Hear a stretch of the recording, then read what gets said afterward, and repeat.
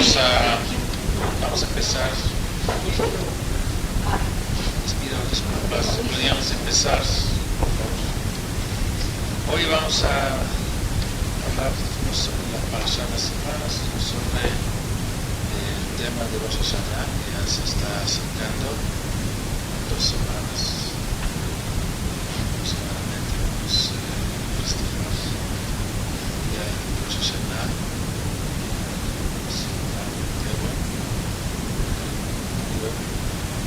Rosh Hashanah es conocido como la fiesta del día del juicio por el tema de la práctica de obras. Rosh Hashanah es realmente el día del juicio, el día de misericordia.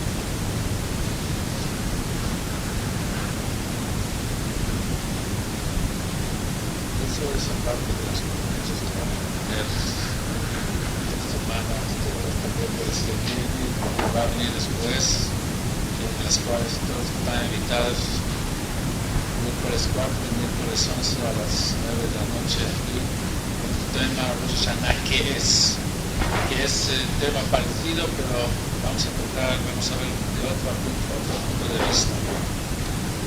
Hoy hablaremos si Rosh Hashanah es día de juicio o día de misericordia. Si nosotros acercáramos a una persona, hubiéramos dicho: Señor, en 2 semanas usted va a tener un juicio aquí en el citatorio por haber cometido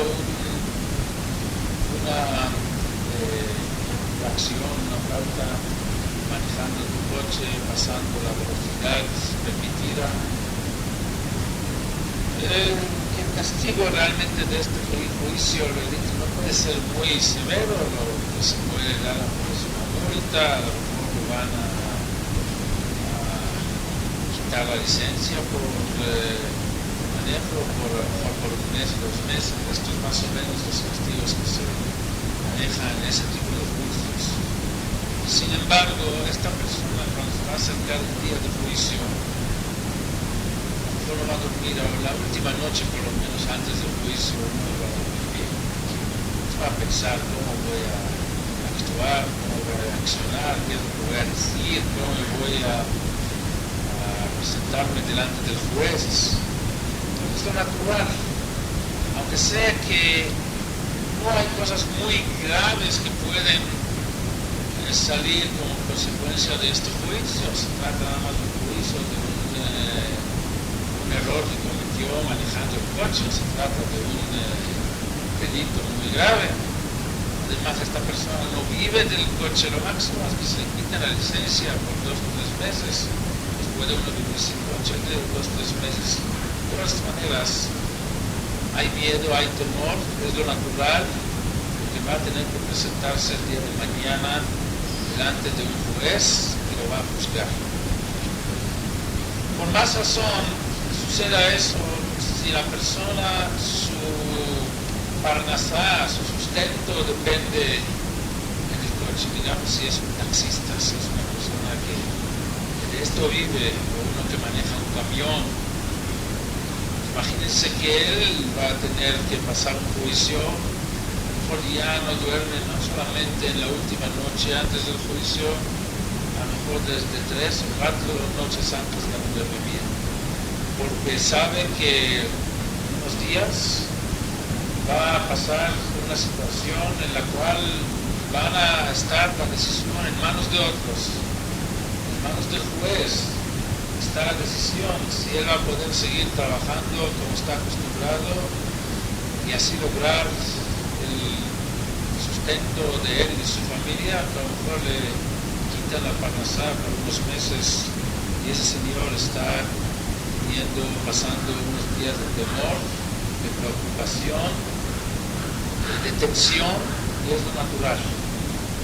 Imaginémonos una persona que le mandan un citatorio que en 2 semanas tiene que pasar un juicio, ya no de una infracción que ha cometido en la calle manejando su coche, su camión, sino de una persona que lo van a juzgar por robo. por ladrón, que el castigo puede llegar a ser unos años en la cárcel, por una fraude, digamos, por un engaño, donde ya el castigo puede ser cárcel, unos años. ¿Cómo es el temor de la persona antes del juicio?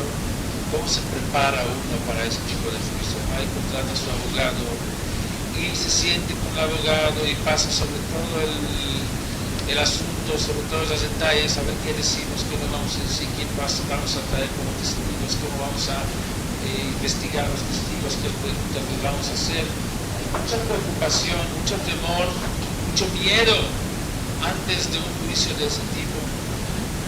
¿Y cómo es la preparación de una persona que está esperando a un juicio por homicidio, por asesino, donde a lo mejor le van a dar un castigo de 20, 30 años en la cárcel? Va a caminar así apático 2, 3 días antes, diciendo así, saludando a todos con una sonrisa, pero a lo mejor anda preocupado de veras, sí, ya tiene días y noches, está intranquilo, está preocupado porque no sabe, a lo mejor a partir de la próxima semana, a partir del día donde se va a llevar a cabo el juicio, él pierde su libertad por 30, 40 años, quién sabe. Y si es un juicio donde el castigo puede ser la pena de muerte, ¿qué pasa con la persona? Es imposible, estemos todos de acuerdo, que la persona esté tranquila. La persona esa que está por pasar un juicio de ese tipo esté apático, que no se prepare, que no vaya a contratar los mejores abogados, gastando todo su dinero para que salve su vida.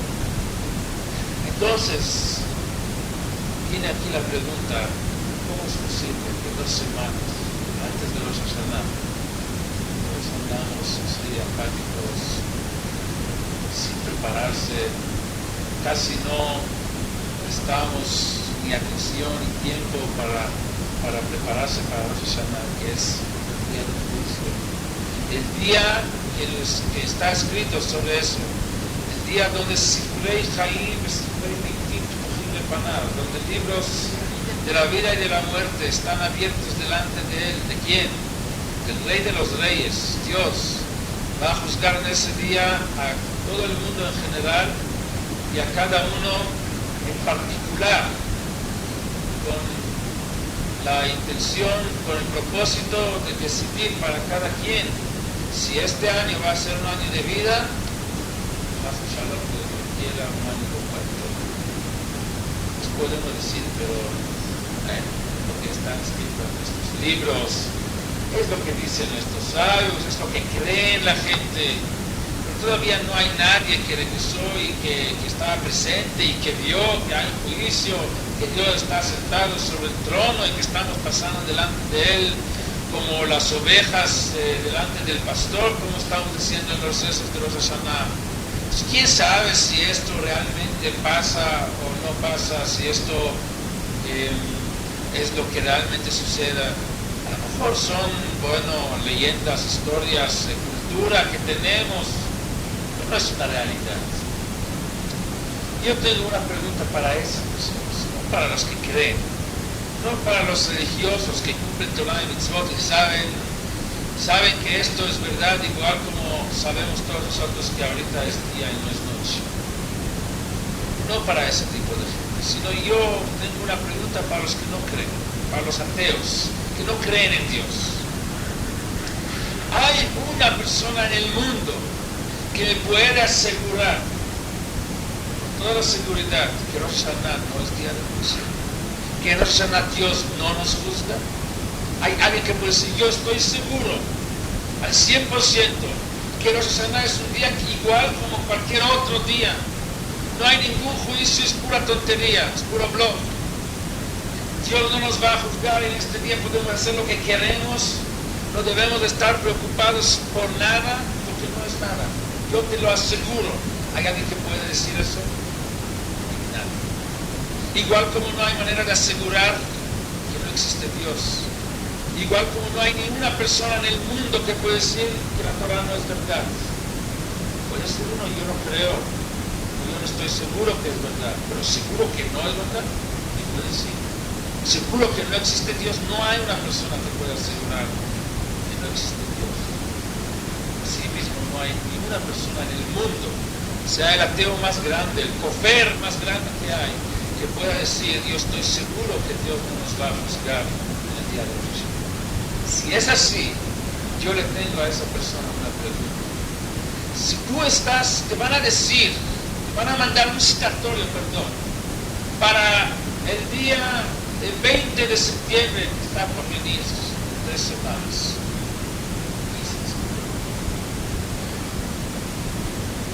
Entonces la noche, para el día 15. Señor, un citatorio, tiene usted que presentarse en el juzgado número X, porque te van a hacer un juicio por haber asesinado tantas personas y el castigo mayor de este delito es pena de muerte. Tienes que estar presente en este día. La persona recibe ese citatorio y dice, es posible que es verdad y hay mucha posibilidad que es una mentira, que alguien mandó un aviso falso. ¿Qué tal si analizando todas las probabilidades esa persona llega a una conclusión que existe nada más 10% que es verdad, 90% que es falso, que no hay ningún juicio, que no hay nada? ¿Cómo va a ser esa persona? ¿Cómo va a pasar esos 2 o 3 semanas que le faltan hasta ese día, el 15 de septiembre? ¿Los va a pasar tranquilo o intranquilo? ¿Los va a pasar preocupado o feliz? Creo que todos podemos estar de acuerdo que aunque sea que existe nada más 10% que es verdad, pero si estos 10% son la verdad, que realmente va a haber un juicio donde van a decidir sobre su vida, si va a vivir o va a morir, esto no lo va a dejar estar tranquilo, no le va a dejar estar calmado, apático, sino esta persona va a hacer todas las preparaciones, todo lo que es necesario, contratando los mejores abogados, preparando los mejores argumentos, para que si acaso la verdad es que sí va a haber juicio, que hay que muy poca probabilidad que así va a ser, él va a estar preparado, porque no es un juego. Se está hablando de un juicio donde su vida depende de él. Por eso pregunto a todas aquellas personas que por ningún motivo, en ninguna forma pueden asegurar que no va a haber juicio en ese 15 de septiembre que viene, que es 2 semanas que nos están separando entre el día de hoy, donde estamos nosotros, y el día del juicio. No hay nadie que pueda asegurar que no va a haber juicio, donde nos van a juzgar sobre nuestra vida y sobre nuestra muerte. Puede uno decir, a lo mejor no, pero existe una probabilidad que va a haber juicio. No es posible que andes tan tranquilo, tan poco te estás prestando para ver qué va a pasar contigo. Se trata del juicio mayor, el juicio más importante que cualquier otro juicio que nosotros conocemos en lo que es el juicio de un ser humano de carne y hueso, se nos puede decir.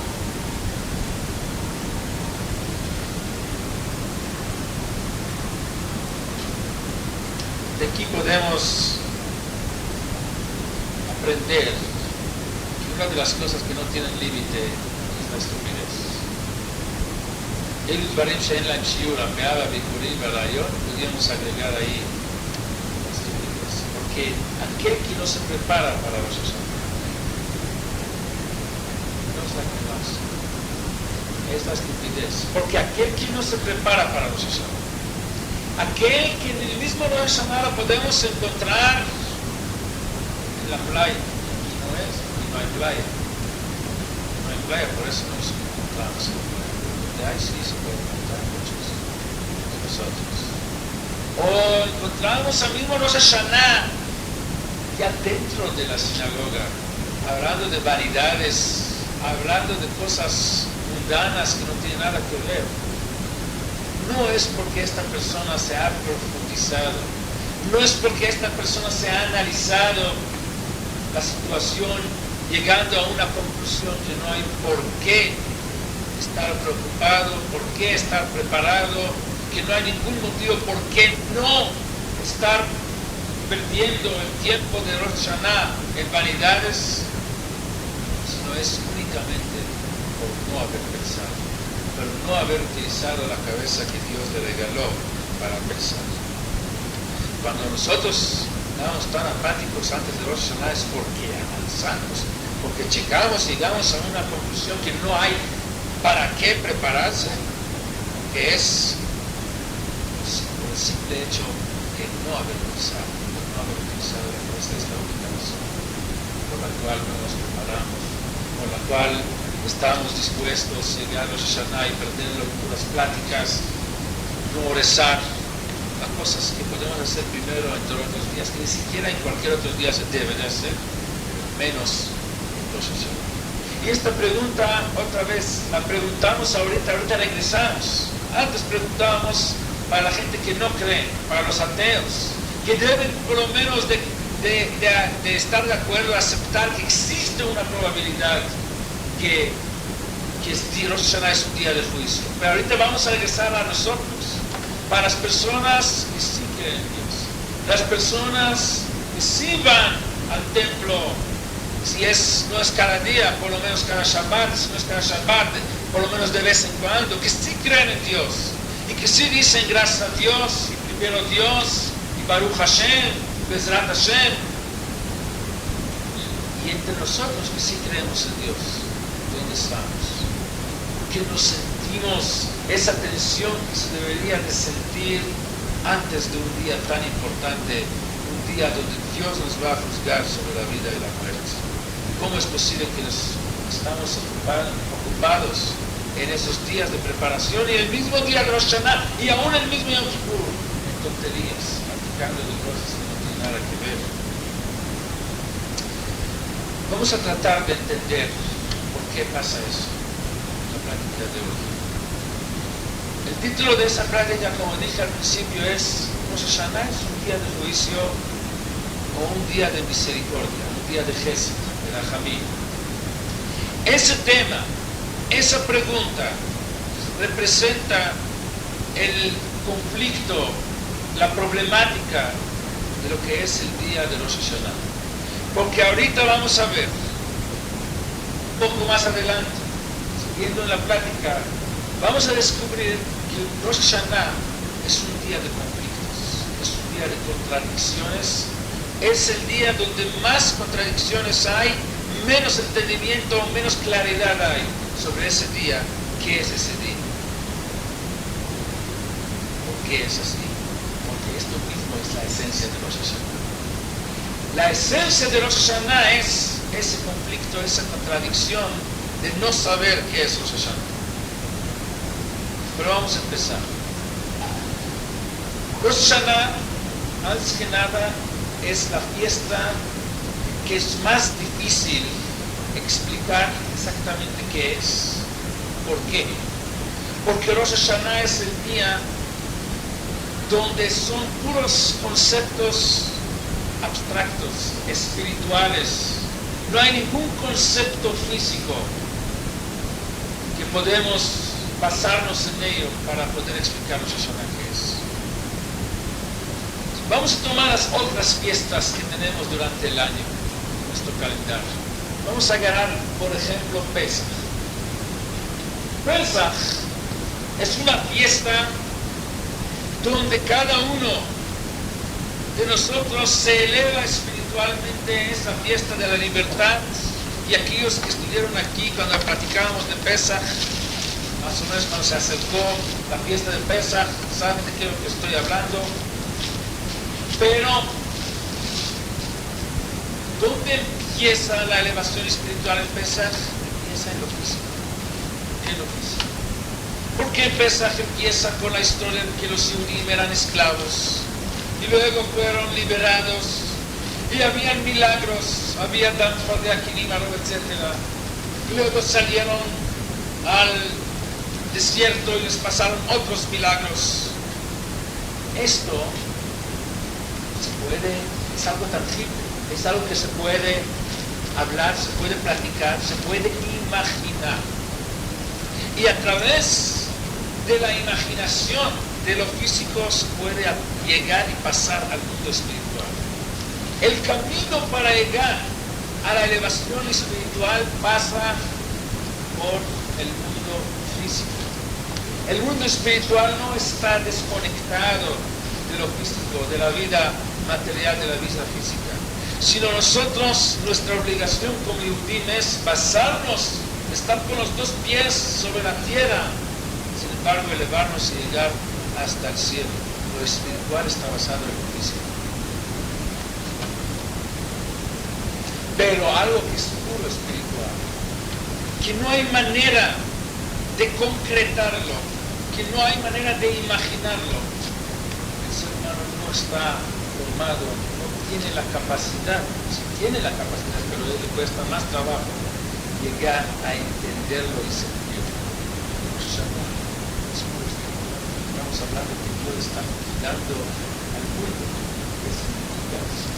No hay un hecho físico que sobre eso está basado esa elevación espiritual. Si hablamos, por ejemplo, de la fiesta de Shavuot, la fiesta de Shavuot es la fiesta de Matan Torah. Entonces, hablamos de una Torah física que se ha entregado, donde está escrito en ella mandatos, preceptos muy claros: no matarás, no robarás, no cometerás adulterio, no digas mentiras, no hables mal del otro, honrarás a tus padres, respetas Shabbat. Son cosas que cada quien lo puede entender. Es algo que se puede imaginar, es algo concreto. Una vez entendiendo lo concreto, entendiendo la parte física de la Torah, se puede profundizar, se puede elevar y se puede llegar a las ideas, a los conceptos espirituales profundos que están detrás de eso y elevarse a través de la fiesta de Shavuot. Si hablamos de la fiesta de Sukkot es algo que le puedo explicar a cualquier niño.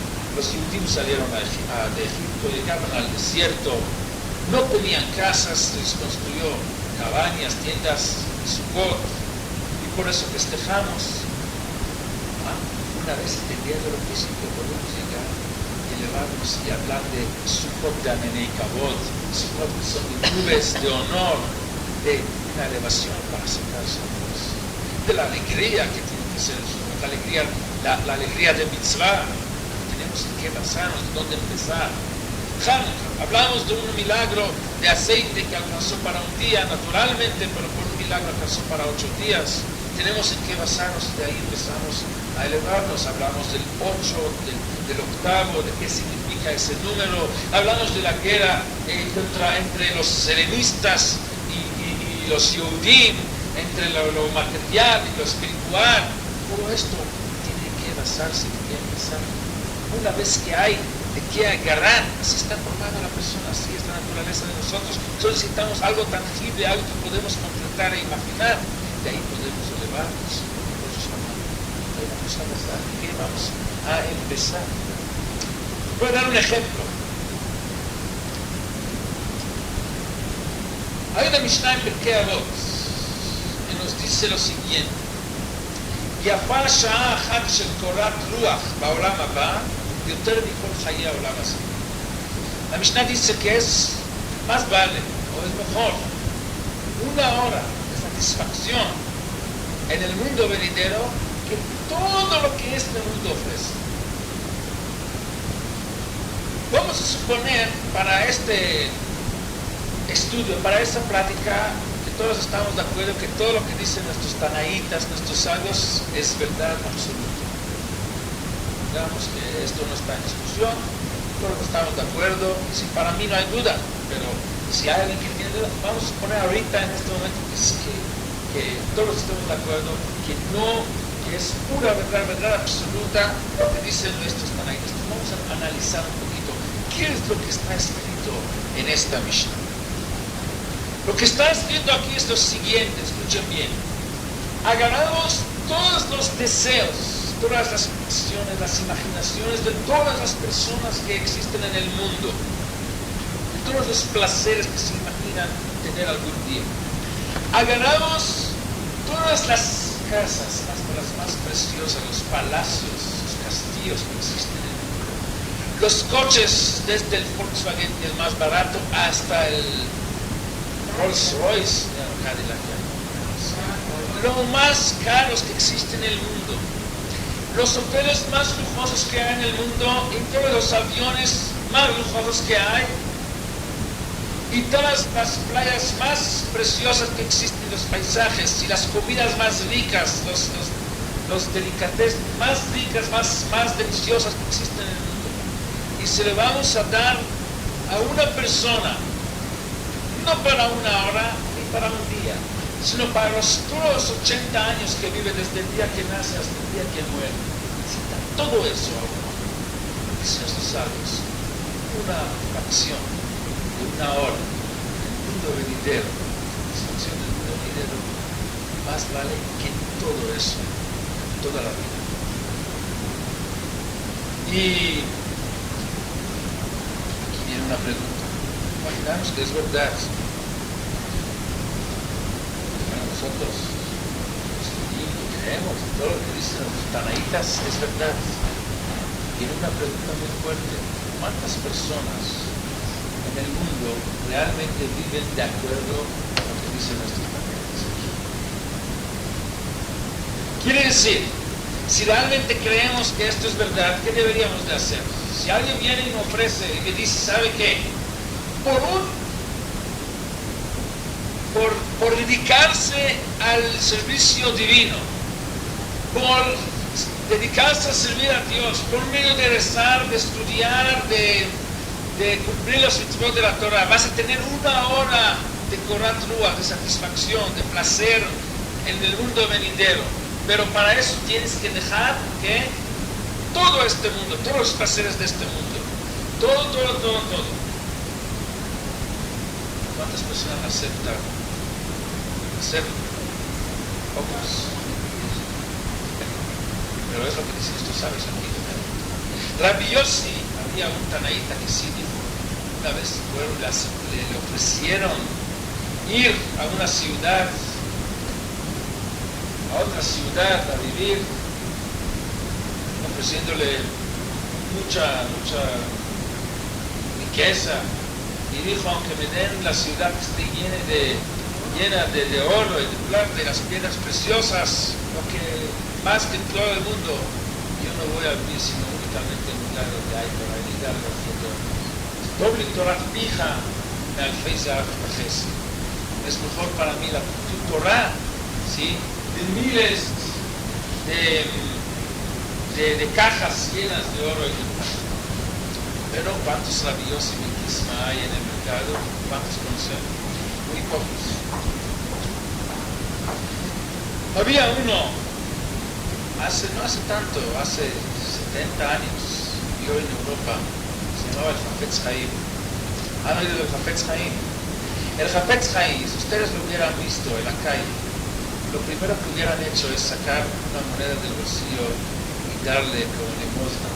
Hubieran tenido la misericordia sobre este pobre, así se veía. Nadie se imaginaba que eso se andaba con una cachucha, con un traje, quién sabe cuántos años lo traía. Así esto era su presentación. Así era el Hafetz Haim. Una vez ocurrió con el Hafetz Haim que él estaba en el tren yéndose hacia su ciudad. Pero ciudad era un pueblito llamado Radim, en Polonia. ¿Quién sabe dónde es Radim? Yo estuve en Polonia hace 3 años y teníamos un guía que fui con un grupo de la Marcha de David. Y a mí me interesaba mucho, dije, si ya estoy en Polonia, ¿cómo no voy a ver la casa, la yeshiva donde vivió el Hafetz Haim? Entonces pregunté a ese guía, que es un polaco, guía turística, que conoce todo el país. Oye, ¿qué tan lejos está la ciudad de Radim, de donde estábamos? Estábamos en Varsovia, en Cracovia, en diferentes lados del país, varios lugares. ¿Qué tan lejos me gustaría? A ver si no está muy lejos, a lo mejor agarro unas horas, me separo del grupo y me voy para ver. Es nuestra historia.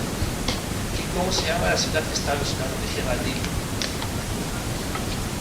Está, no existe. Pues claro, es un pueblito, ¿quién lo va a conocer? No es ni siquiera una ciudad, es un state, ¿no? Algo no existe ni siquiera en el mapa. El Hafetz Haim, pero el tren sí tenía una estación ahí. Una vez regresando a su casa, estando en el tren, se sentó junto a otra persona. Y esta persona le preguntó al Hafetz Haim: oye, ¿tú de dónde eres? Vives en Berlín, ¿sí? ¿Sabes ahí cuál es la dirección del gran tzadik, el famoso Gaón, el genio, el jajam, el sabio, Hafetz Haim, su dirección, porque yo quiero ir a verlo? Entonces Hafetz Haim no sabía, claro, pues Hafetz Haim mismo, y le contestó y les dijo: mira, no es un tzadik tan grande, no es un jajam tan grande como tú crees, tampoco es un genio como el mundo dice. El otro se enojó y dijo: ¿cómo tú? Tú que eres un ignorante, una persona de la calle, hablas así del Hafetz Haim, le dio una cachetada. ¿Cómo no te falta respeto y hablas así del Hafetz Haim? Bueno, llegan al Berlín, ahí bajan los dos de la estación, bajan del tren, pasan unas horas. El Hafetz Haim fue a su yeshiva inmediatamente, no perdía ni siquiera un momento, y el señor, después de unas horas, un tiempo de buscar, llegó a la yeshiva Hafetz Haim, y a quien está viendo ahí, que está rodeado con los alumnos que lo están admirando y dando ahí la clase. ¿Quién es la yeshiva? ¿Quién es el Hafetz Haim? A esta misma persona que hace un rato le dio una cachetada. El señor sintió, claro, muy mal. Temblando, se acercó a Hafetz Haim y le dijo: discúlpame, perdón, yo no sabía que era usted, etc. Dijo Hafetz Haim: no te preocupes, tú me has enseñado algo muy importante que yo no sabía. Me has enseñado que la persona no debe de hablar la Lashon Hara ni siquiera sobre sí mismo. Hafetz Haim se dedicaba toda su vida sobre esta mitzvah de la Lashon Hara. Escribió libros sobre esa prohibición de hablar mal, de hablar la Lashon Hara. Y dijo: y aprendí que no solamente está prohibido hablar la Lashon Hara de otros, sino siquiera de uno mismo no debe de hablar. Eso era Hafetz Haim, era la humildad de esta persona. Entonces, ¿por qué hablamos de Hafetz Haim? Porque hablamos de que nuestros sabios dicen que una hora de satisfacción en el mundo venidero más vale que toda la riqueza de este mundo. Pero preguntamos: ¿cuánta gente vive de acuerdo a eso? Hafetz Haim sí. Una vez vino un turista, un señor religioso, vino de Estados Unidos a visitar, quería ver a Hafetz Haim, quería entrevistarse con Hafetz Haim, pedir una braja, etc. Era un hombre rico. Cuando él llegó a la casa de Hafetz Haim, entró y vio la pobreza que tenía Hafetz Haim. Tenía un cuarto con una mesa que estaba así, moviéndose, ¿cómo se dice? Sí, ¿por qué? Porque estaba media rota, 2 sillas tenía 2 camas de madera sencillas, uno para él, uno para su mujer, ¿sí? Y arriba tenía el segundo piso donde había otra cama para invitados. Los hijos, los niños, se dormían en el piso, en el suelo, no había camas, no había un poco de paja. ¿Qué que había en su casa? Nada, absolutamente nada. Pobreza absoluta. Y entonces, palacio allá en Nueva York, no sé qué es, mira, ¿dónde está su secretaria? ¿Dónde está su hijo? Dice: aquí está, es un lugar donde se quitaba, la mesa donde comía, donde escribía, donde estudiaba. ¿Y el teléfono de usted dónde está? Entonces, le enseña nada y dice: eso es mi teléfono. Y su escritorio es un escritorio. Y así le pregunta: ¿y sus muebles? Y esto. Al final, el señor le dice: ¿cómo puedes vivir así? Sin muebles, sin nada. Nosotros, que es evidente, lo que es obvio, que todo el mundo lo tiene, lo que es lo mínimo necesario. Ya no habla de tener un lujo, pero algo mínimo. ¿Dónde está todo eso? Le pregunta a Hafetz Haim: ¿usted de dónde viene? Yo soy de Nueva York. ¿Y dónde se queda usted ahorita que vino para acá? Aquí hay un hotel no hubo. Ustedes pueden imaginarse que Hilton todavía no ha construido su hotel allá en Radio, porque este pueblito, pero sí había una posada ahí donde se quedó. ¿Y dónde está tu secretaria y escritorio allá en la posada? La tienen, no lo tengo ahí. Y tus muebles y tu librería y tu ¿cómo se llama? Tu biblioteca y tu todo.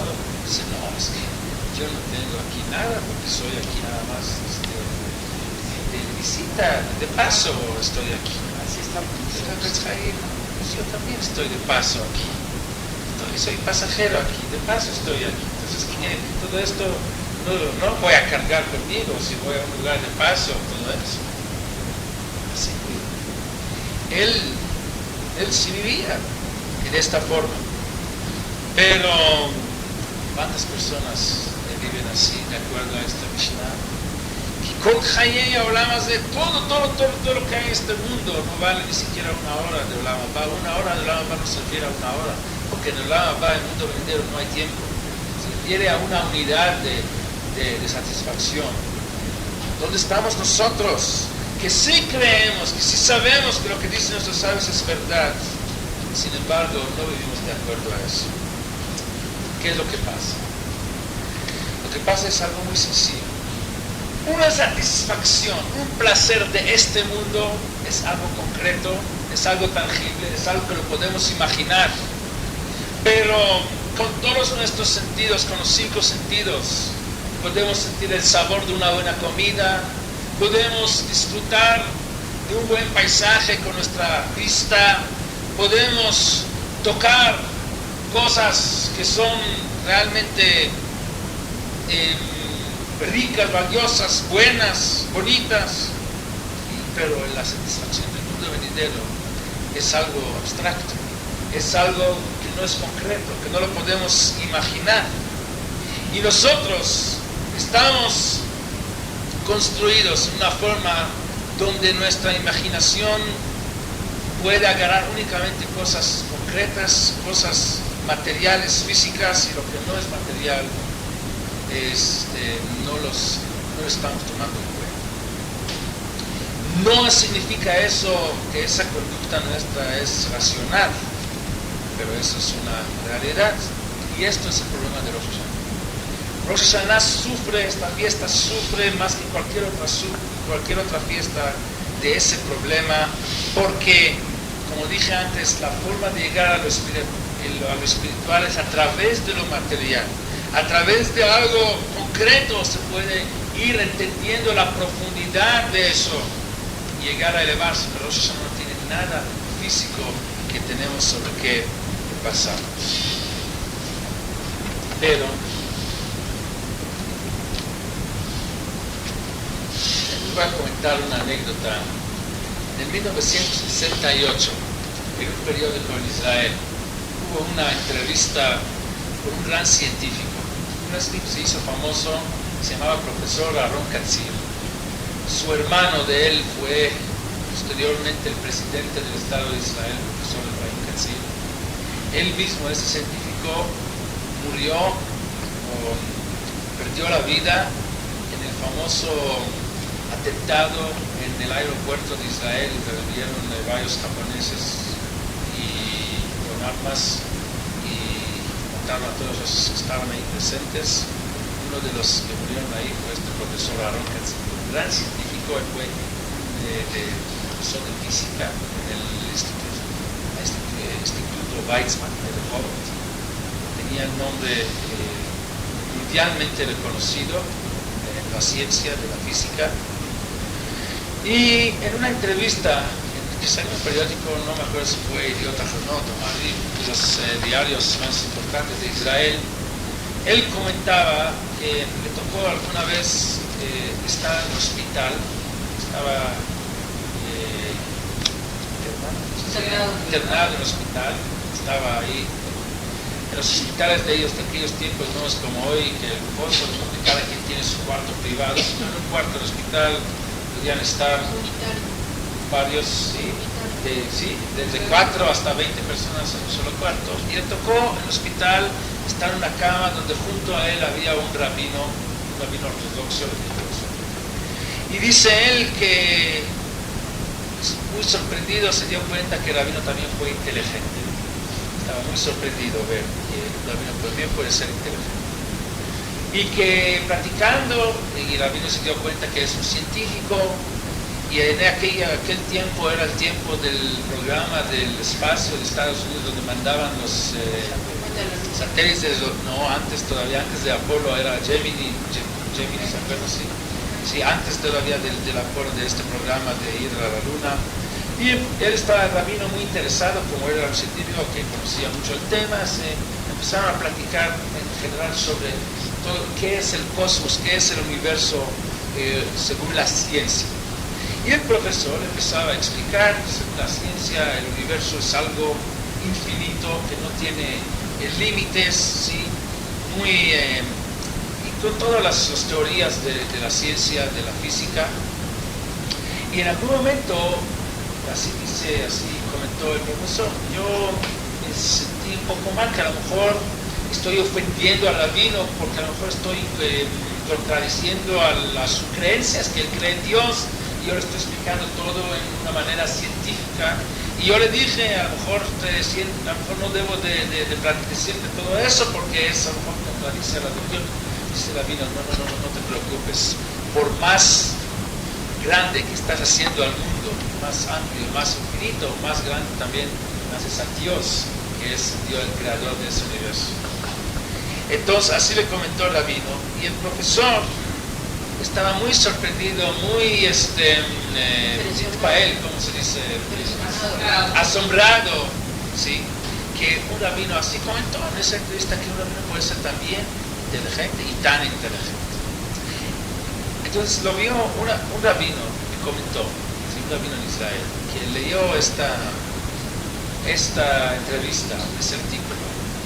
Me tocó una vez estar en una fiesta donde estaba presente también el profesor Katzir, y ahí encontró uno de sus parientes y le preguntó la siguiente pregunta: oye, ¿cómo puede ser que un profesor tan importante, científico, que está reconocido mundialmente, ¿sí? Tiene sus publicaciones y académicos están conocidos por todas partes, puede ser tan infantil, tan estúpido cuando se refiere a la religión, como que si los rabinos son con cuernos? Y estaba sorprendido viendo que un rabino puede ser inteligente. ¿Cómo puede ser posible?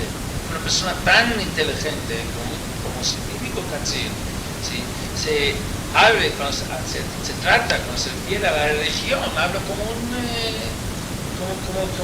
tonto, como uno que no entiende nada.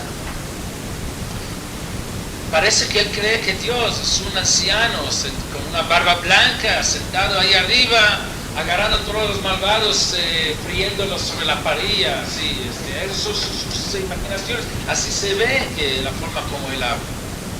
Y le explicó: mira, te voy a decir, es muy sencillo. Este hombre ha crecido mucho en la ciencia, se ha dedicado toda su vida a la ciencia.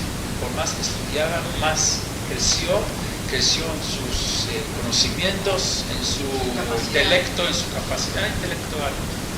Pero en todo lo que tiene que ver a la religión, ¿cuándo fue su último contacto con la religión? Cuando mucho, si es que fue cuando tenía bar mitzvah, 13 años. Desde ahí no tuvo ni siquiera ningún contacto. Yo dudo si tenía contacto cuando tenía bar mitzvah, porque hay otra anécdota con su hermano, el profesor Katzir, que fue presidente de Israel. Una vez llegó a una sinagoga y le querían dar una aliyá a la Torah. Cuando se le da aliyá a la Torah, ¿cómo se dice? Yamod fulano, hijo de fulano, ¿sí? Entonces se llamaron Yamod Efraín Ben, y sabían que se llama Efraín, pero su padre no sabían cómo se llama. Entonces dijeron Efraín Ben, para que él diga cómo se llama su padre. Pero él, cuando le preguntaron Ben, creía que le preguntan cuántos años tiene, porque se pregunta uno, Ben Kama, Ben, dijo, 66. Dice, no, es que es el padre. Padre, tiene 85. Es decir, ni siquiera recordaba que su bar mitzvah le dieron, entonces a lo mejor ni siquiera le dieron aliyá a la Torah cuando tenía bar mitzvah. Entonces a lo mejor el contacto que tenía con la religión era cuando era niño, a lo mejor le enseñaron algo en la escuela. Pues ahí quedó. Como él no ha tenido más contacto con la religión, no ha estudiado más. Si él hubiera invertido en la religión lo que invirtió en la ciencia, hubiera crecido igual. Pero como él no ha invertido en nada, se quedó con los mismos conocimientos, con las mismas imaginaciones que tiene un niño, un infante de 8, de 10 o de 13 años, imaginando que Dios es un anciano con barba blanca, que está ahí teniendo un barril lleno de aceite hervido para quemar ahí a los malos.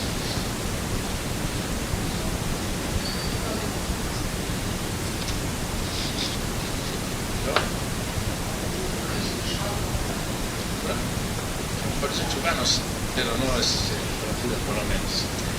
Nosotros, en alguna forma, somos también infantes en ese aspecto, porque necesitamos imaginación, entender las cosas. Y todo lo que es espiritual, ¿sí?, es muy difícil concretarlo e imaginarlo y entenderlo. Entonces, todos sabemos que existe Dios.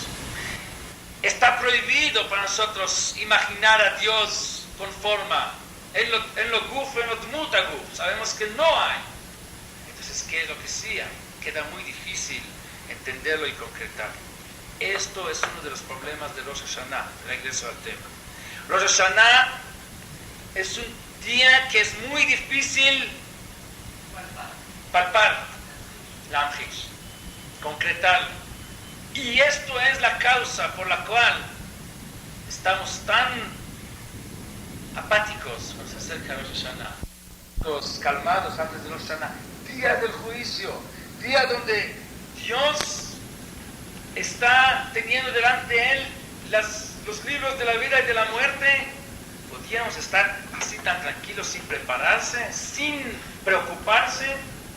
Si uno tiene alguna probabilidad, 1%, que le van a dar un juicio, van a hacer un juicio, lo le van a meter a la cárcel, ¿cómo se prepara? ¿Cómo preocupa? Yo lo veo a la gente que tiene de vez en cuando juicios, cómo están preocupados. Ya vienen a decir Teilim, vienen a decir Misheberach, y a la Torah, y dan de acá. De repente todos se hacen religiosos cuando se trata de una cosa de ese tipo. Entonces, de un juez de carne y huesos que lo puedes comprar con dinero, tienes miedo.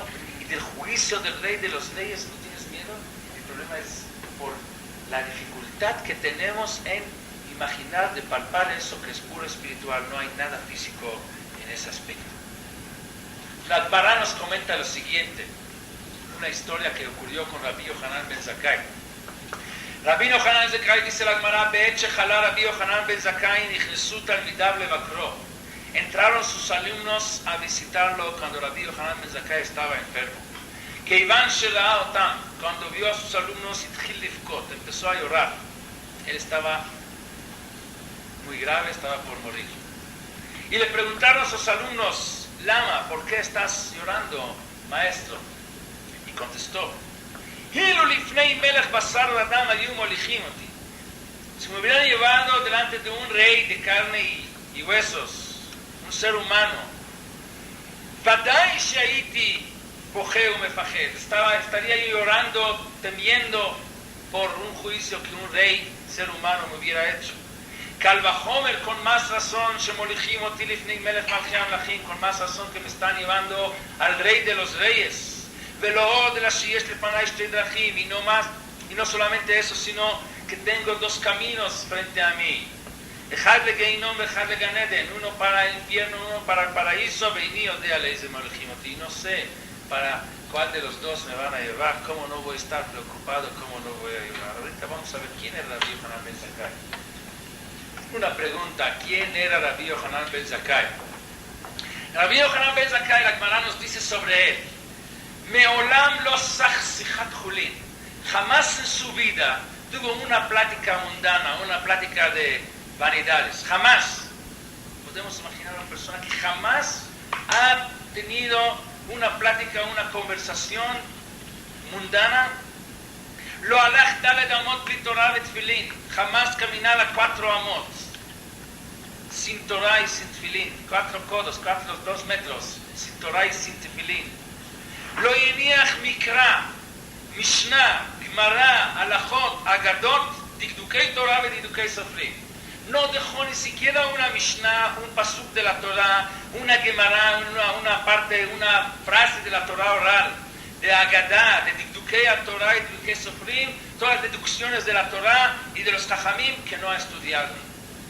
Davar Katan ve Davar Gadol, no dejó ni cosa pequeña ni cosa grande. Sijat Malachei Asharet, la plática de los ángeles, conocía a Rabbi Yochanan ben Zakkai. Maaseh Merkavah. ¿Saben qué es Maaseh Merkavah? Todos los secretos de la creación del mundo, los secretos más elevados que hay. No había nada de eso que no sabía él. Y también los idiomas de los aves, de los animales, todo conocía él. Entonces yo tengo una pregunta. Para una persona a nivel de Rabbi Yochanan ben Zakkai, ¿un rey, ser humano, vale algo? A él que conoce las pláticas de los ángeles, que conoce los secretos de la creación del mundo, Maaseh Merkavah, un rey es algo que para él, para explicar a sus alumnos de qué está preocupado, les dio un ejemplo. ¿Qué ejemplo les dio? Imagínense que si me hubieran llevado por delante de un rey, él tiene que utilizar el rey de ser humano para ejemplo, para explicar por qué tiene miedo de Dios. ¿Qué es para él un rey? Nosotros sabemos que cuando los romanos sitiaron a Jerusalén, fue Rabbi Yochanan ben Zakkai, que salió afuera de la ciudad, se presentó delante del emperador o del jefe del ejército romano y le dijo: aquí estoy, yo quiero que me des una ciudad. Lo podía matar, no me importa lo que me haces. Él tenía miedo: mátame, yo tengo que hacer lo que tengo que hacer, lo que Dios me ordena.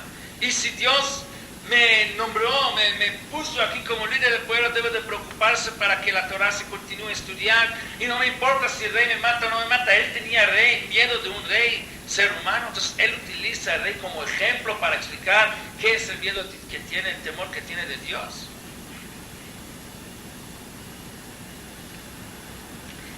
¿Quiénes son los que vivieron en la época de Rabbi Yochanan ben Zakkai? En la época de los Tanaítas, de Rabbi Akiva, de Rabbi Hanina ben Tratión, de Rabbi Yehuda ben Baba, son los Asarar Rugei Malchut que mencionamos en Yom Kippur.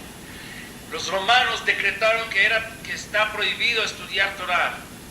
Rabbi Akiva agarraba y juntaba Makil Keilot Barabim, juntaba a la gente y daba pláticas, daba conferencias en público, con micrófonos, con sonido, a que se escuchaba en toda la ciudad. Oye, ¿no tienes miedo de los romanos? No, pero hay que estudiar Torah. Tengo miedo de los romanos. Al final los romanos lo agarraron y lo mataron de manera terrible. Pero esa gente no tenía miedo ellos tenían miedo de quién, temor de quién, únicamente a Hashem. Rabbi Hanina ben Tratión, la misma época, también por haber estudiado Torah, lo agarraron los romanos y lo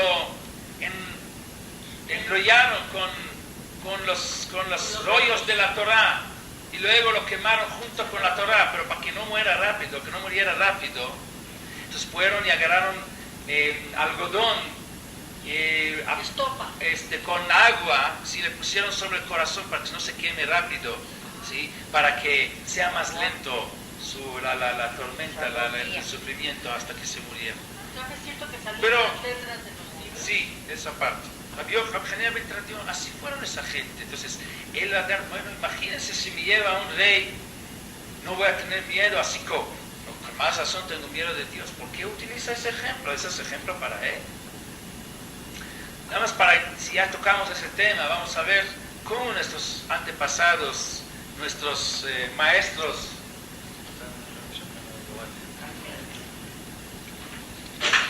no tienen miedo, sino no solamente de Dios. Sanjerib, el segundo Beit HaMikdash de los romanos, así es.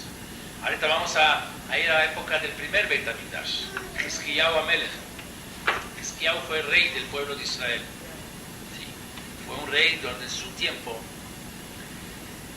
Es decir, el tiempo de su papá, que también era rey, era tiempo muy malo, donde se llevaron a todos al ejército y no dejaron que se estudiara la Torah, y casi se le olvidó la Torah del pueblo de Israel. El tiempo de Hizkiyahu hizo todo lo contrario. Él fue y salvó el estudio de la Torah. ¿Qué hizo? Él puso espadas en las puertas junto a las puertas de las sinagogas, de los Batei Midrash, y dijo: aquel que no va a entrar a estudiar va a ser picado, ¿cómo se dice? Matado por la espada. Obligó a todo el pueblo a entrar a estudiar. Abandonen todo. No necesitamos ejército, no necesitamos comercio, no necesitamos nada. Necesitamos a que todos entren a estudiar porque hay que salvar el estudio de la Torah. Llegó a un nivel, su generación, que la Gemara nos atestigua y dice que no hubo ni un niño, ni una niña, desde Dan hasta Beersheba, desde el norte hasta el sur, que no conocían todas las leyes de Tumá y de Tahara con todos sus detalles de memoria. Niño y niña del pueblo de Israel, que no había uno que no sabía todo. Pero esto tenía precio. ¿Cuál fue el precio? No hubo nada físico.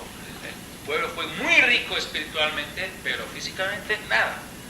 Físicamente, para defenderse, digamos, un ejército, no hubo nada. En eso llega Sanjerib. Sanjerib fue el rey de los asirios. Sanjerib, después de haber conquistado casi a todo el mundo, ¿sí? Como dice el Naví, que conquistaba a los países del mundo como que si uno está recogiendo huevos de la gallina, así, tan fácil conquistaba el mundo, tan fuerte fue Sanjerib con su ejército.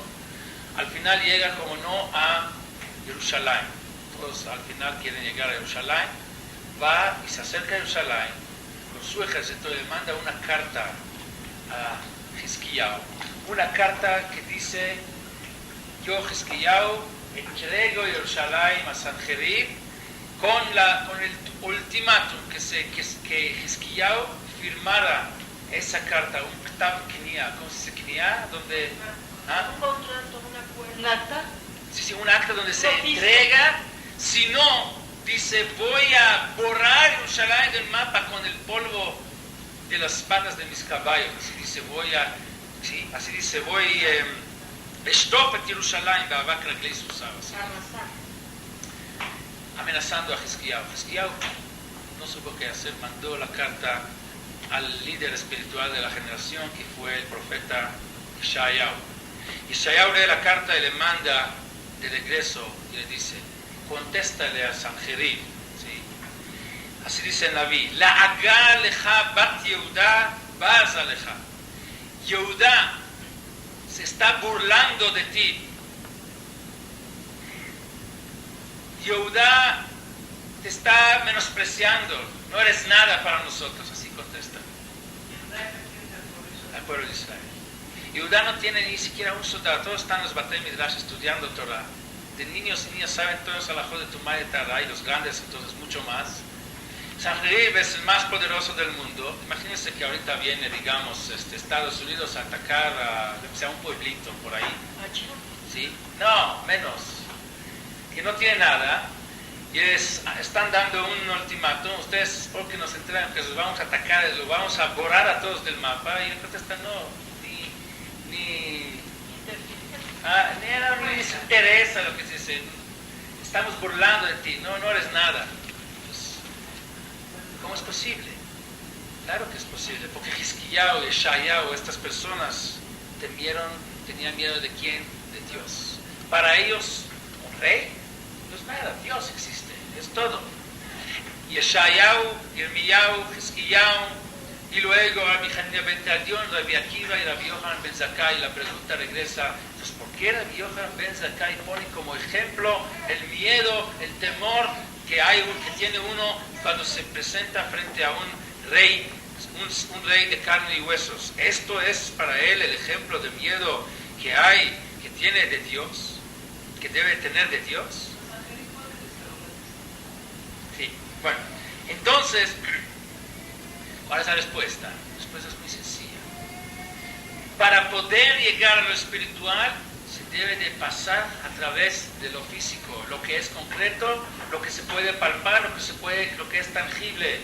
Y entonces la única forma de transmitirles a sus alumnos el temor que debe uno sentir delante de Dios Es a través del ejemplo del rey de carne y huesos, no hay otra forma. Porque temor delante de Dios, que es puro espiritual, es algo que es imposible imaginarlo, porque es algo que no es concreto, no es tangible. Eso es el problema de los Hashanah, que es puro espiritual. El mismo Rabbi Yohanan ben Zakkai, cuando los alumnos le pidieron, denos una bendición antes de morir, les dio una bendición. ¿Cuál es la bendición que les dio? Yehi Ratzon, Shiye Morah Shamayim Alechem, que morá Basar Adam, que ojalá que el temor que tienen ustedes de Dios, que sea al mismo nivel del temor que tienen de un rey de carne y huesos, que está hablando con gente de la calle, con ignorantes. Los alumnos de Rabbi Yohanan ben Zakkai deberían decir algo mucho más, pero el problema es que las reacciones, los sentimientos como temor y otros sentimientos llegan de la imaginación, y la imaginación necesita lo que es concreto, lo que es tangible.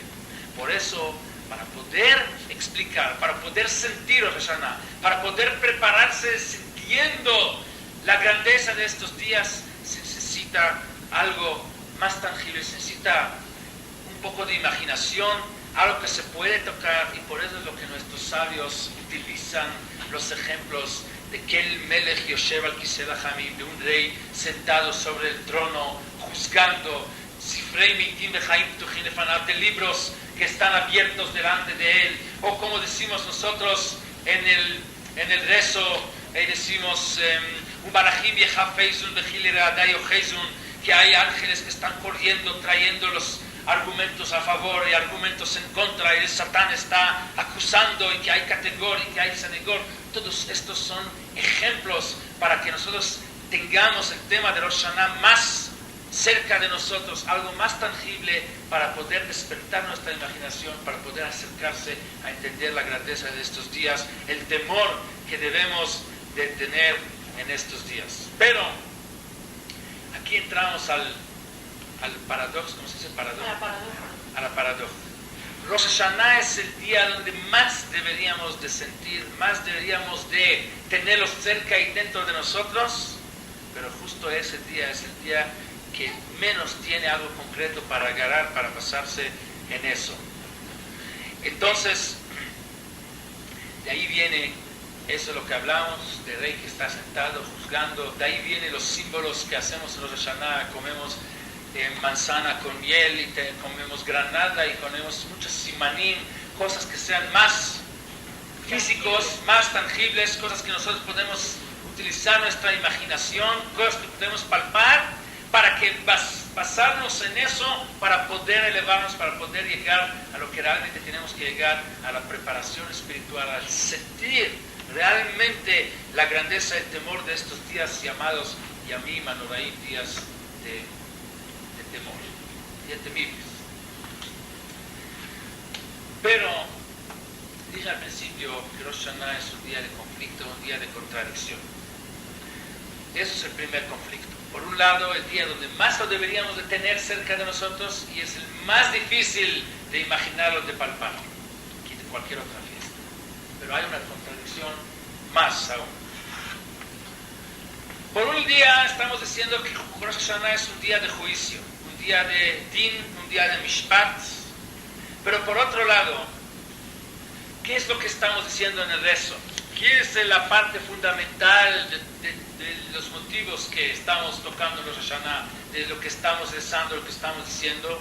El día donde estamos reinando a Dios, el día donde estamos diciendo lo que Meloch al kol haolam kulo mikvodech, reine tu gloria sobre todo el universo.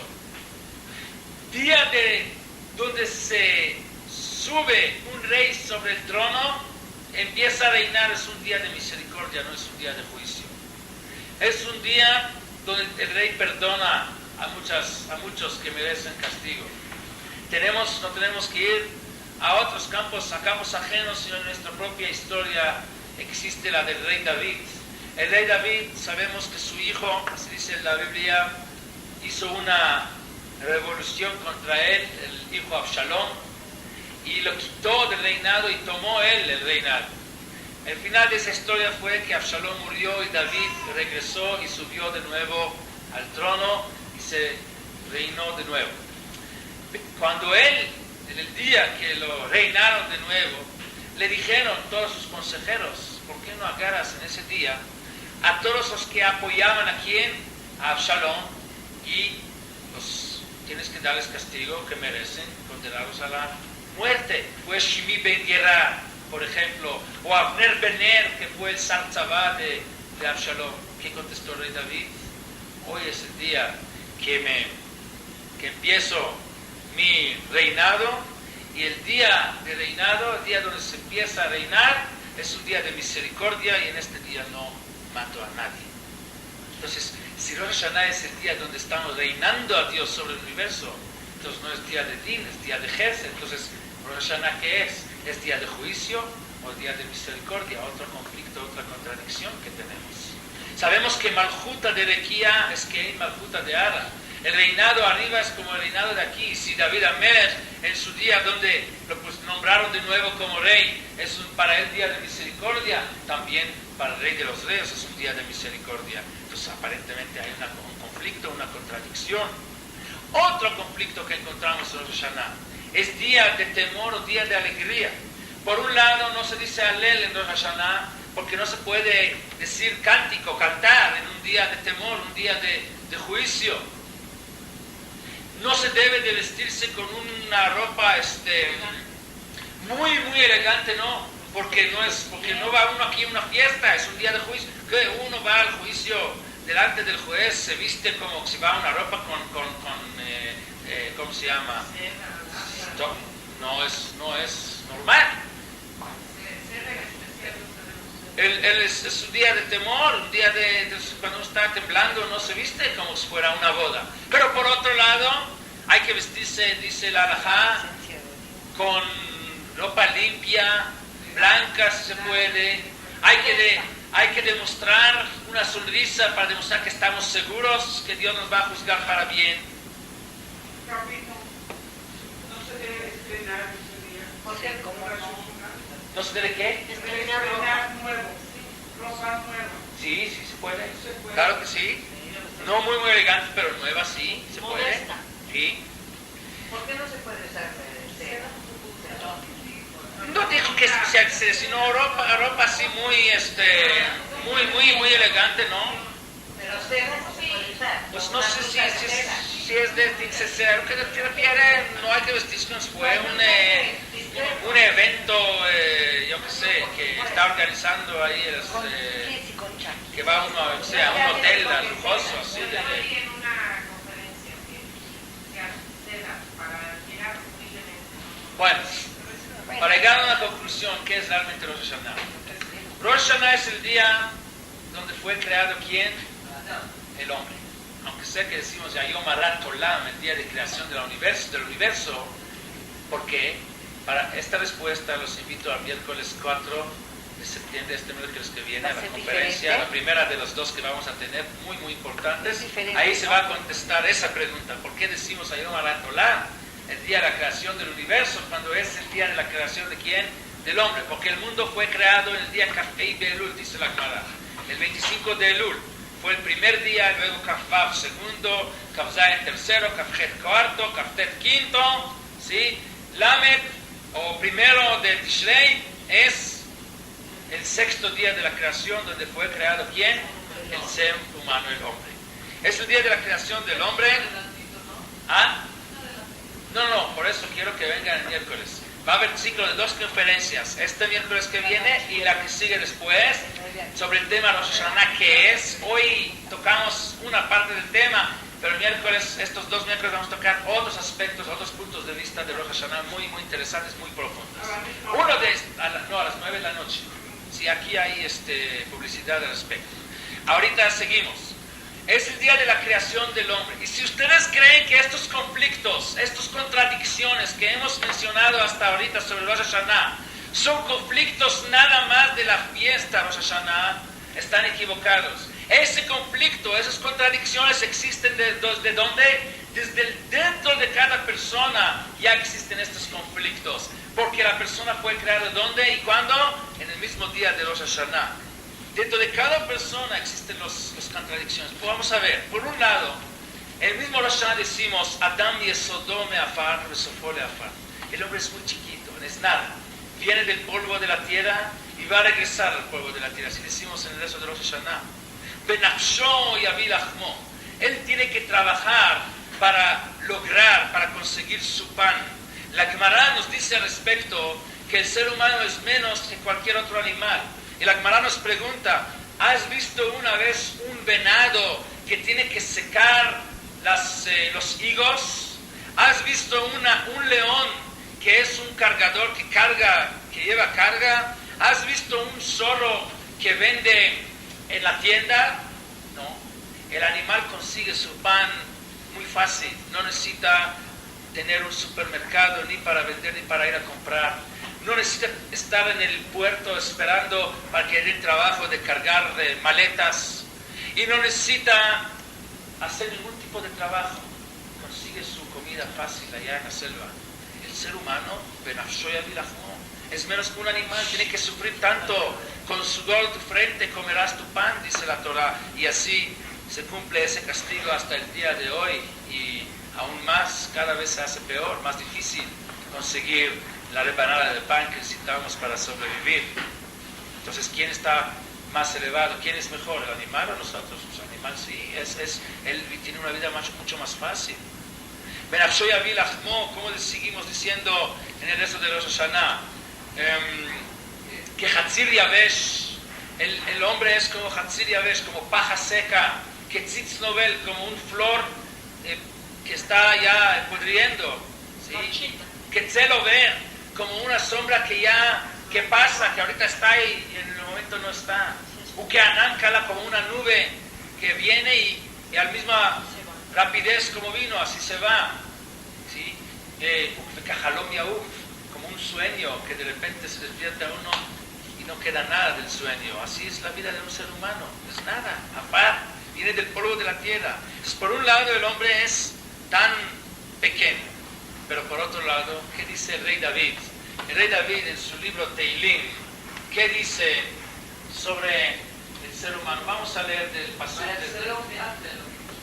ahí mismo, en el capítulo 8 de Teilim, exactamente lo que se acaba de citar aquí. Vamos a leer sobre qué dice el rey David sobre el ser humano. Si es grande o chico, vamos a ver. Dice el rey David lo siguiente: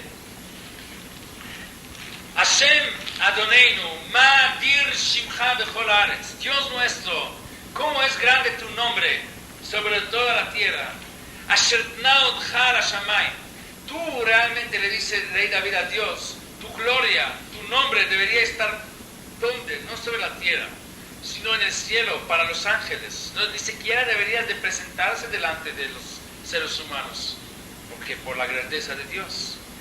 Pero, sin embargo, Dios, que es tan grande, que es Adir, ¿cómo se dice Adir en español? Yo creo que la palabra y fuerte todavía está limitando lo que quiere decir Adir. Poderoso, todopoderoso, que no debería ni siquiera de conocernos y de darnos a conocer a nosotros a Él. ¿Quiénes somos para acercarnos a Él? Sin embargo, mi pío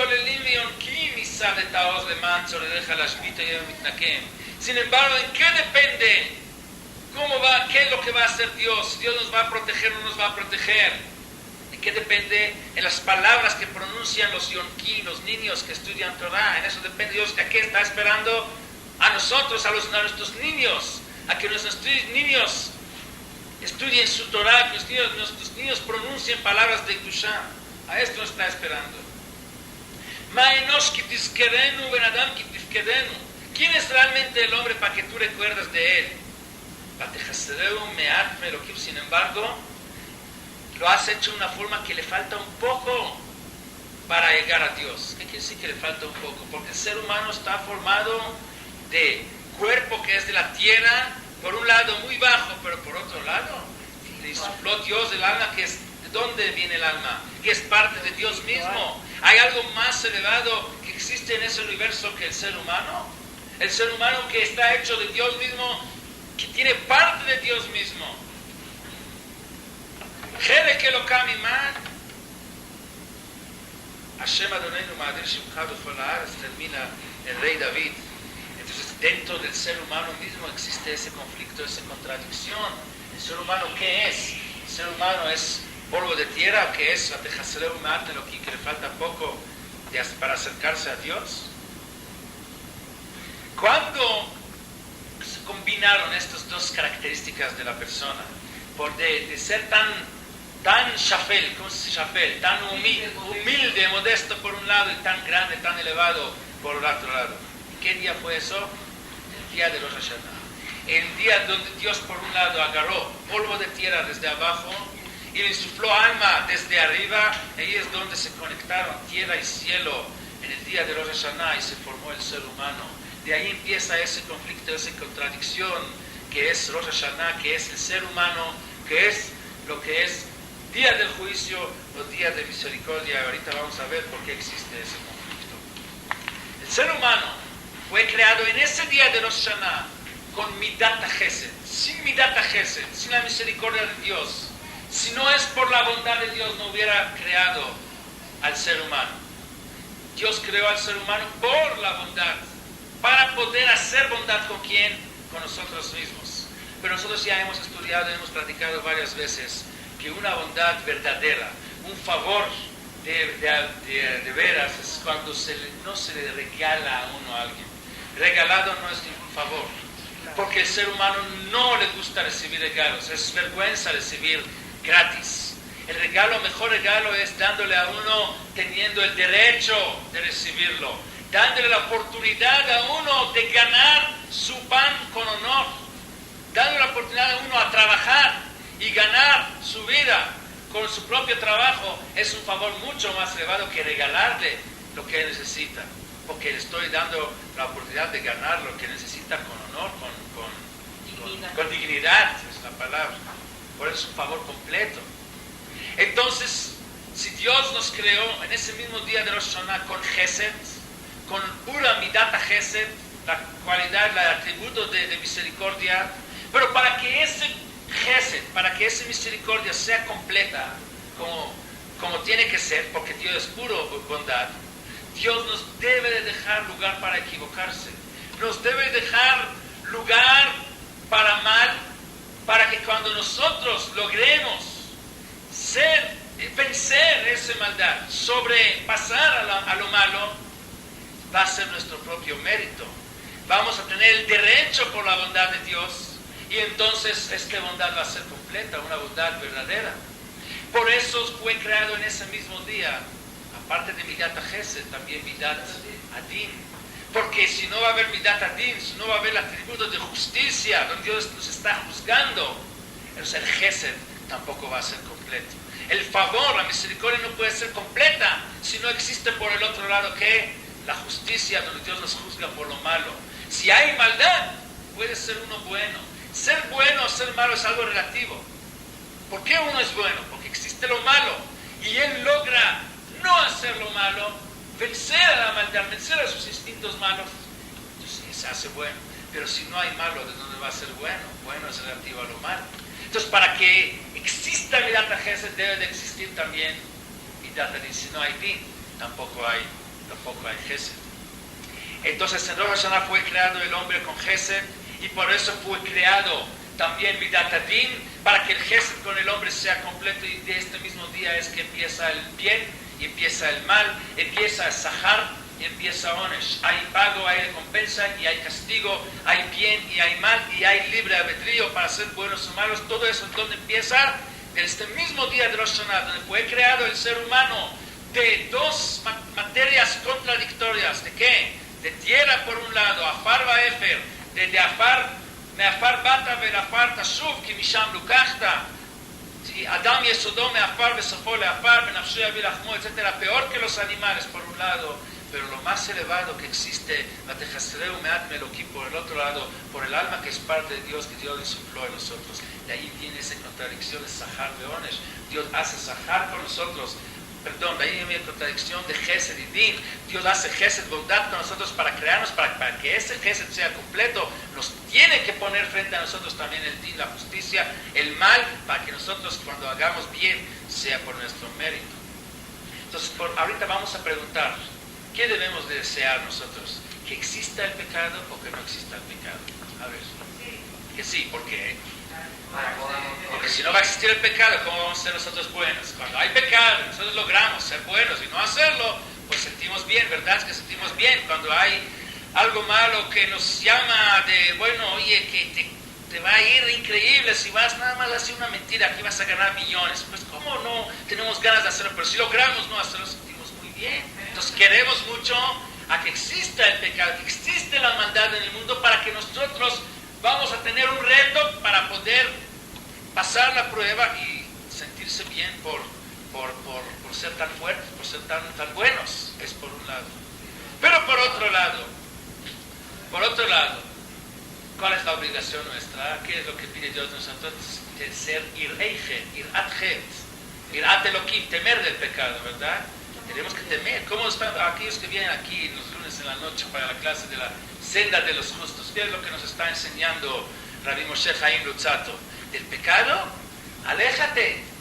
Caminar junto al pecado es como caminar en un puente muy alto que no tiene ni siquiera barras, así muy angosto, donde es peligrosísimo porque en cualquier movimiento puedes caer. ¿Qué hace uno que es un poco inteligente? No sume a este lugar, se aleja de esto.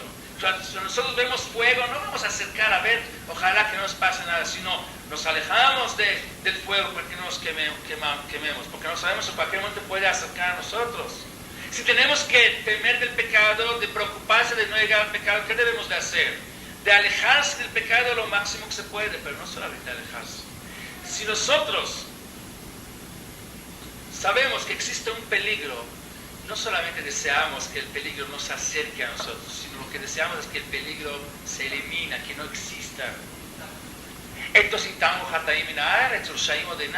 El hombre desea por el otro lado que no exista el pecado, porque el pecado es peligroso para él, porque si cometemos el pecado lo que nos está esperando ahí es el otro camino que propuso Rabbi Yohanan ben Zakkai, que es lo contrario del paraíso, que no lo quiero decir ahorita, que Bezrat Hashem todos no lo vamos a tener el otro, el positivo, pero ¿quién desea que exista lo malo si lo malo es tan peligroso para nosotros? Queremos que esto no exista aquí. Entonces existe aquí la contradicción. El mismo ser humano, para su propia existencia, es importantísimo, es indispensable que exista el pecado, y por eso desea que haya, para que pueda él tener el reto y pueda él ser, cuando va a ser bueno realmente por sus propios derechos y méritos. Pero por otro lado existe el conflicto, existe la contradicción. El pecado es lo peor para nosotros y queremos, el ser humano desea que esto ni siquiera existiera, que se elimine. Esto es Rosh Hashanah, esto es el día donde fue creado el hombre de tierra y de cielo, de tierra y de alma, de abajo y de arriba, y todo eso es un conflicto, una contradicción. Entonces, en el centro está, por un lado, mal y bien, que es de las bases de la creación del mundo, para que haya el libre albedrío. Y dentro de la persona, dijimos, existe también ese conflicto. Quiere el pecado que exista y quiere que no exista. Estos conflictos son realmente la esencia de Rosh Hashanah. Como dijo Rabbi Yehuda Levi, en una frase está concentrando toda esa idea de Rosh Hashanah, que, como acabamos de explicar, es el día por un lado, Midat HaChesed, por un lado, Midat HaDin, es el lado donde está la lucha entre el bien y mal, la lucha entre las fuerzas que existen, que son contradictorios. Dice Rabbi Yehuda Levi, mi pachdeja, kitetineini, del miedo de tu juicio, dice Rabbi Yehuda Levi, evrach, mi paneja, quiero escapar de ti, Dios. ¿Por qué? Por el miedo de tu juicio. ¿Pero a dónde voy a escapar? Dice Rabbi Yehuda Levi, evrach mi paneja e ileja. Escapo de ti, ¿pero a dónde? A ti, hacia ti. Que si por un lado, dice Rabbi Yehuda Levi, existe... ¿Ah? no me acuerdo en cuál era, pero esto lo me acuerdo. Dice, por un lado, existe un temor terrible del juicio de Dios, pero por otro, y el hombre quiere escaparse de eso, quiere ir a cualquier lugar, pero analizando las opciones que tiene, llega a una conclusión que lo mejor para escaparse de eso es escapar directamente a los brazos de ¿quién? De Dios mismo. Son cosas que a lo mejor son difíciles para palpar, porque es, como dije al principio, no hay algo para basarnos como en Pesaj, o como en Sukkot, o como en Hanukkah, donde podemos empezar a construir nuestra espiritualidad, algo que sea en el mundo físico para llegar a arriba de lo físico, a llegar a lo espiritual. Aquí es puro espiritual, pero nuestra obligación en estos días, para poder llegar a entenderlo, ¿qué es hacer?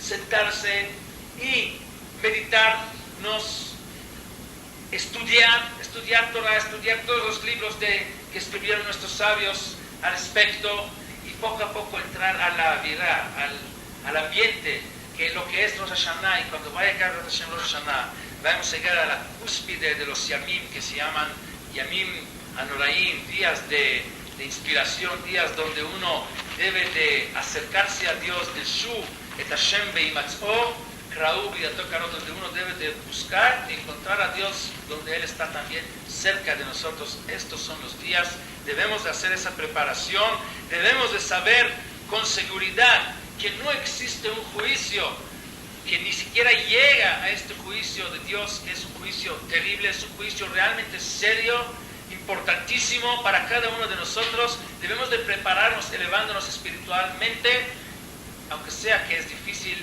palparlo, aunque sea que no es tan tangible. Si nos vamos a preparar como debe de ser, estoy seguro que Dios nos va a dar a todos nosotros en general y a cada uno en particular un año con todo lo mejor, un año bueno.